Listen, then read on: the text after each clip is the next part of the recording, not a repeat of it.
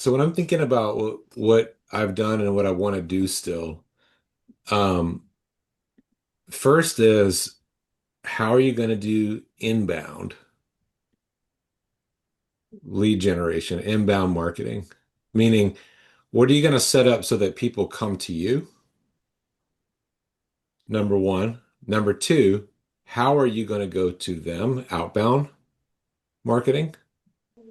So every industry has some place where there's customers, where there's people looking for what you do. And I opened a profile and I niched down into Christian writing and presented myself as a pastor who writes, and I charge almost nothing. And I thought about myself doing it as a hobby and just to see if I could do it. It felt like luck, but it wasn't luck as much as it was I was in the right place and doing certain things. So I delivered as reliably as possible. I got a chance to write for a very, very, very small audience on a very, very small stage, people watching me. Hmm. And I didn't start ChristianGhostwriting.com until I'd already delivered on, 300 projects and had 200 reviews.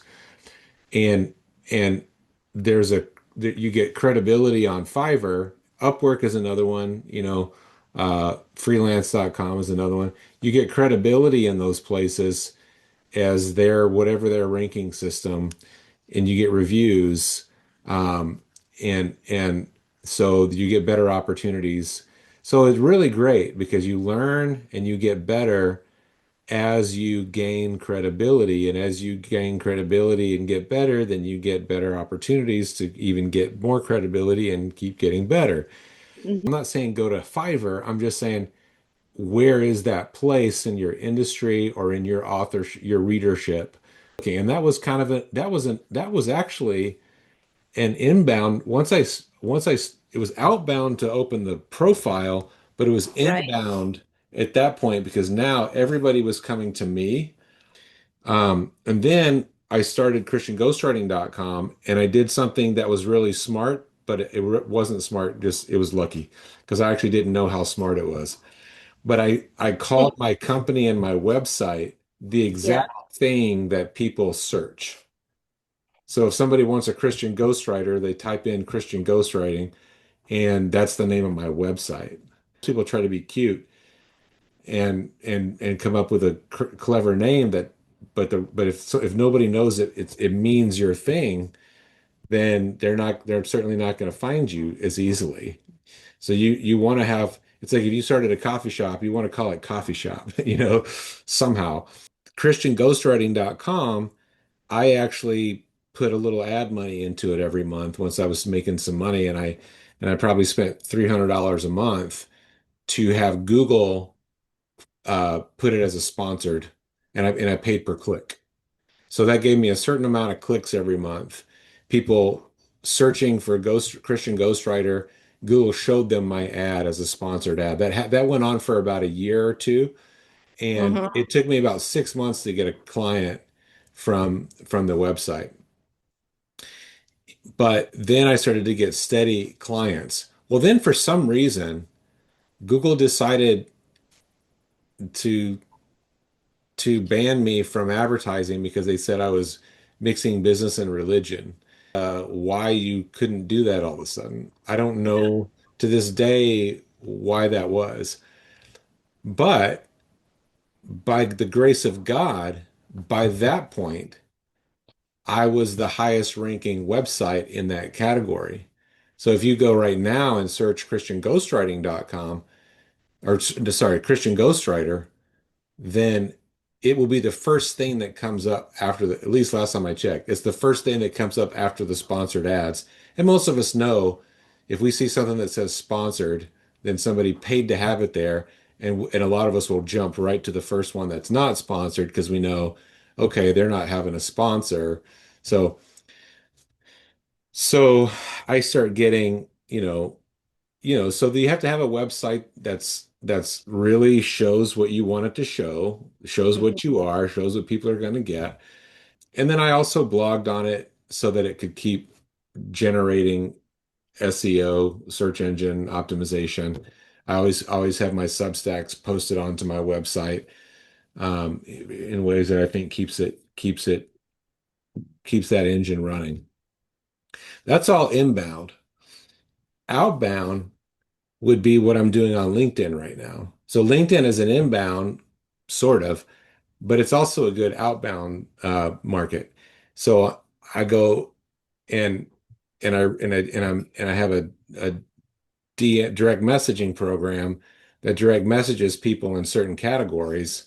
Starts off with me connecting with them, then me offering my services. Some people say, I can't believe you're bothering me. And other people say, oh my gosh, I've been praying that God would send me someone to help me. And those are the Wow. people then Roxanne sets up a meeting with. So that's outbound. So I think you have to have an inbound and an outbound going at once. And when I say and then on both of those, especially the outbound, minimum viable audience. So I want to go somewhere where someone will listen to me. Okay. And Hmm. I had a mentor in church planting that told me when our church was like 50 people back 20 years ago, the first time we planted a church, he said, put that young guy up there to preach, even though he's terrible. You want him to do it now while there's 50 people because the church of 300 won't accept that guy. The church is 300 people. He needs to be much better than that, and he won't unless you have him go up there. There's a lot of grace when people know you're starting small, you know, and so you get to grow along with your audience. So I think every industry and every genre has places where these people exist. And one of my best clients as far as selling books, it's a local, it's like my only local client I've ever had in Bloomington, besides Richard. And and she wrote about it was the lady that wrote about the piano marathon in 1968. She played the piano for 74 hours to win $1,000 to go to get to go to Vietnam while her husband was on leave. And I mean to go to Hawaii while her husband was Whoa. on leave from the Vietnam War. A bunch of miracles throughout her life. And so we had a really good time putting together this book. Well, her husband owns one of the auto glass places here in town.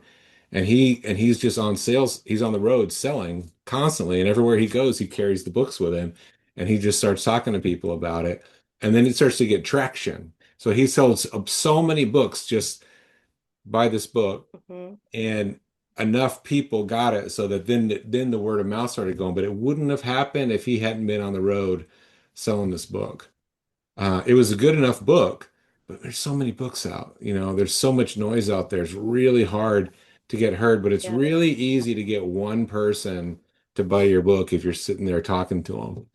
And so you do enough of that, then you get then you get then you get what Malcolm Gladwell calls a flywheel effect. It's like hard to get it going, but once it gets going, it's hard to stop.